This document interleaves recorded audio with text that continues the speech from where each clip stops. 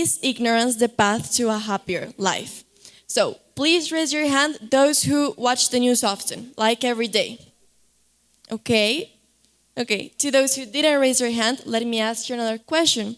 Do you consider yourself ignorant? Okay, most of you probably don't. But for you and others to answer this question properly, you must have the correct information. Because you can't be ignorant about what ignorance is. That's just nonsense.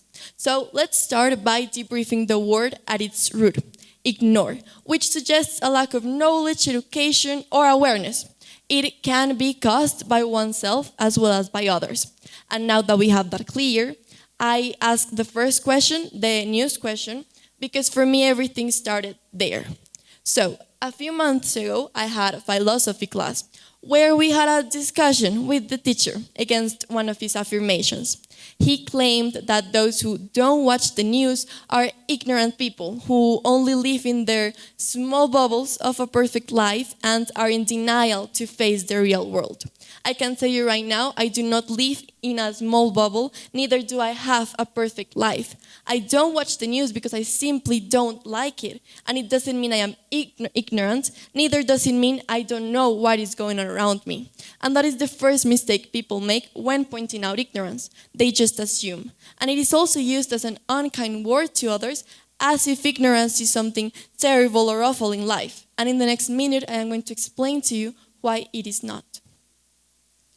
I can inform myself, and I do it, just through other ways. According to the newspaper La República, social media is leading the charts at 72% of the audience in Colombia, news at 55%, and press at 28%. Nowadays, if you have a phone, you have access to information, even if it is just through memes. So why not the news? I am going to be very honest, and it is because they make me feel bad. And it is perfectly normal, and I know that it happens to a lot of people. Because the reality of the world can be very disturbing most of the time. And it can weigh a lot on one's conscience. So it's okay if you don't want to watch that every single day.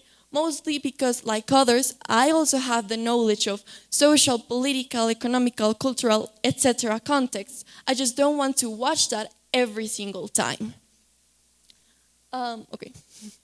According to an ancient Chinese philosopher, Confucius, he had a famous statement. Real knowledge is to know the extent of one's ignorance. And I really love this quote because it reminds us all that until a certain point, it's okay to say, I don't know. And I feel like it shows wisdom on a way of acknowledging what one really does not know, instead of the attitude of thinking we are all know-it-alls. Like in life, it just needs to be balanced. We have a balance in food, in health, in pleasure, in work, in studies, in almost everything. So we should have a balance between knowledge and ignorance as well, because both of them are just as useful. In society, we have put this concept into a blacklist and judged everyone who, like me, is saying that ignorance can actually be important without considering or analyzing that maybe every single one of us has been ignorant at some point in life. We wouldn't be where we are right now if it wasn't because our ancestors hadn't envisioned the world today. They created these ideas and innovations for the future being now. And for them to accomplish them, they had to ignore their surroundings at that time and blur the lines of the limits and go beyond. A bit of ignorance helped them do that. I used to wonder a lot which extreme would take me to a happier life. Being aware of everything and being a know-it-all, or just ignore and feel free from complex issues. I stopped asking that when I read this. I'd read it on Pinterest. It is said that knowledge is power, ignorance is bliss, and happiness is a perfect balance in between. And that is the answer to this whole speech. So why is it so important? What does ignorance bring into our life that matters so much? Ignorance is connected to freedom. Without ignorance, there would be no room left for imagination, because knowledge would fill it all.